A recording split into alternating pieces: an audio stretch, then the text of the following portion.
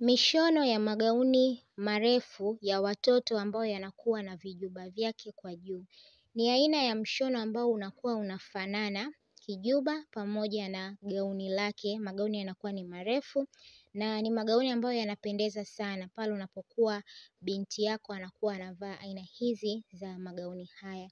Na aina hii ya magauni ulikuwa na utamaduni wa Kiarabu, ndio ambao watu ambao walianzisha kule, alafu baadaye ndio ikaweza kuingia katika Afrika. Tunaona watoto wengi wanavalishwa aina hizi za magauni sehemu tofauti tofauti. Na watoto ambao mara nyingi wanavaa aina hizi za magauni haya ni watoto wa Kiislamu.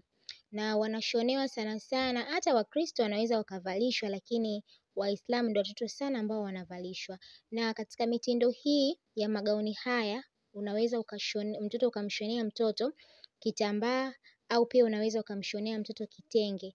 Kama utaweza kumshonea kitambaa chake, hakikisha kwamba juba lake linakuwa ni la plaining. Lakini pia hata kama utakuwa unamshonea kitenge, basi hakikisha kwamba juba lake linakuwa ni la plaining.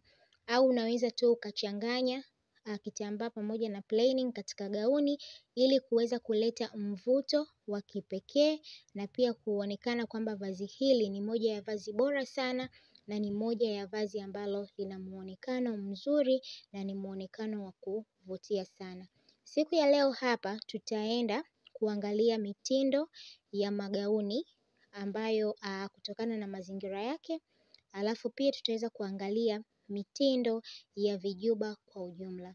Vyote hivyo tutavizungumza siku ya leo tukianza kuvichanganua. Majuba tutaweza kuyachanganua, magauni tutaweza kuyachanganua. Kwa hiyo tutaweza kujua mambo mengi sana katika magauni haya pamoja na vijuba vyake kwa ujumla. Karibuni sana kwenye channel yetu pendwa ya TZ Fashion. Na siku ya leo tutaweza kuzungumza kuhusiana na swala zima la mitindo, na kama ndio mara yako ya kwanza kuangalia video hii, basi tafadhali haujachelewa sana. Naomba tu chukua muda huu ukiweza kubonyeza neno subscribe ambalo liko chini ya hii video. Baada ya hapo utabonyeza alama ya kengele. Ukilike, ukishare video hii inakuwa ni vizuri zaidi, kwa sababu utakuwa umeweza kuwafundisha na watu wengine namna gani ya kuweza kujua mitindo hii ya magauni ya watoto wakiwa wanavalishwa na mitindo ya aina mbalimbali. Kama nilivyokuweza kukueleza hapo juu hapo awali na kuzungumza kuhusiana na swala zima la mitindo ya vijuba pamoja na magauni yake kwa ujumla, na tuliweza, na hapa nitakutajia aina hizo za mitindo, then tutaenda kuichanganua kwa ujumla. Mtindo wa kwanza ambao tutaweza kuzungumza siku ya leo ni magauni ya sherehe.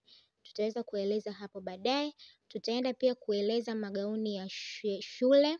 Tutaweza pia kueleza magauni ya mwaka mpya. Tutaweza pia kuangalia magauni ya kila siku. Watoto wanavaa magauni ya kila siku, tutaweza kueleza hapo baadaye, lakini pia tutaweza kuangalia magauni ya Kichina. Kwa hiyo aina hizi za magauni zipo magauni ya aina 5. Yote tutaweza kuyachanganua.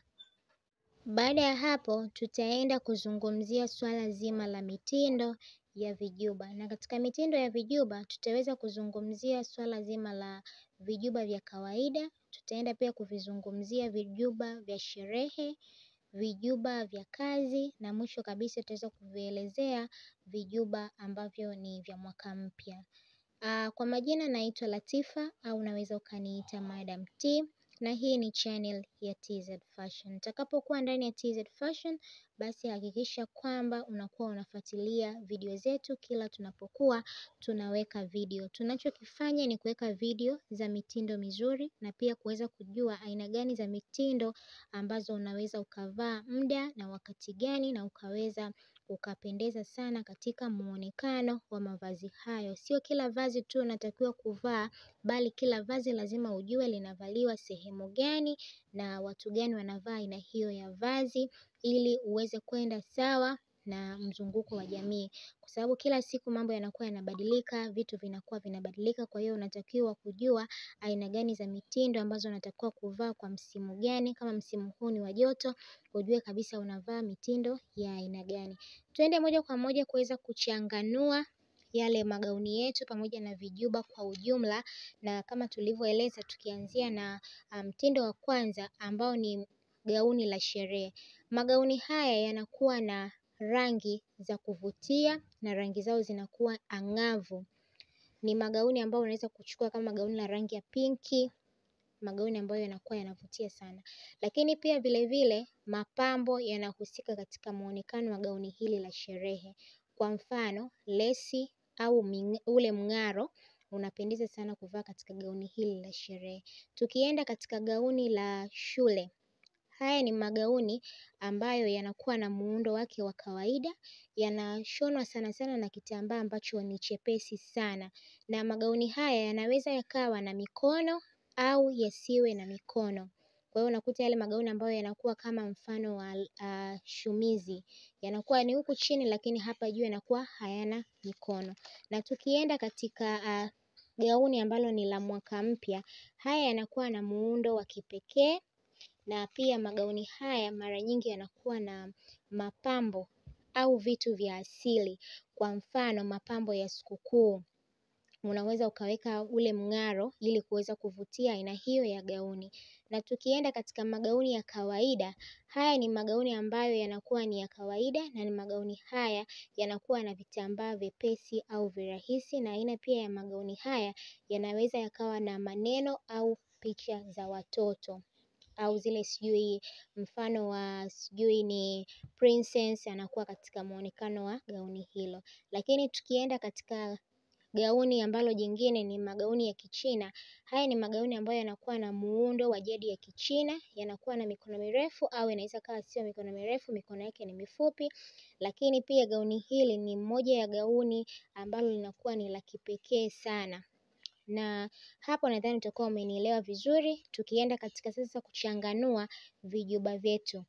Vijuba vinakuwa na mfano wa kijuba cha kwanza ambacho niliweza kukieleza, kijuba cha kawaida. Hiki ni kijuba ambacho kinakuwa na matumizi ya kawaida sana. Rangi zake zinakuwa ni za mitindo ya kisasa na ya kuvutia. Na katika vijuba vya kisherehe ni vijuba ambavyo vinakuwa na vitambaa vyake vinakuwa ni vya gharama sana, lakini pia muundo wake unakuwa ni wa kipekee. Unaweza kuweka mng'aro katika muonekano huo ili iweze kufanana na gauni. Na vijuba vya kazi ni vile vijuba ambavyo vinakuwa ni rahisi watoto kuweza kuvaa katika shughuli zao za michezo ya shule. Kwa mfano inakuwa ni rahisi yeye kuvua pamoja na kuvaa. Kwa hiyo unaangalia mtoto anasomea kitu gani au anafanya kitu gani shule, ukamnunulia kijuba ambacho inakuwa ni rahisi kwake kuvaa na kuweza kupendeza. Na tukimalizia na sehemu yetu ya mwisho ambayo ni vijuba vya mwaka mpya, ni aina ya vijuba ambavyo vinakuwa na muundo wa kipekee, rangi zake zinakuwa ni rangi ambazo zinafanana na gauni, mvuto wa watoto ili iweze kuwa na muonekano vizuri. Cha kumalizia tu mwishoni ni kwamba kumbuka mishono hii unaweza kubadilisha mtindo wowote kulingana na maisha ya kisasa, na ni muhimu sana kuzingatia mtoto anapovaa aina hii ya nguo aweze kujisikia vizuri na aweze kuwa na faraja. Asanteni sana kwa kuwa pamoja na mimi kutoka mwanzo hadi mwisho wa video hii. Tukutane wakati mwingine. Bye bye.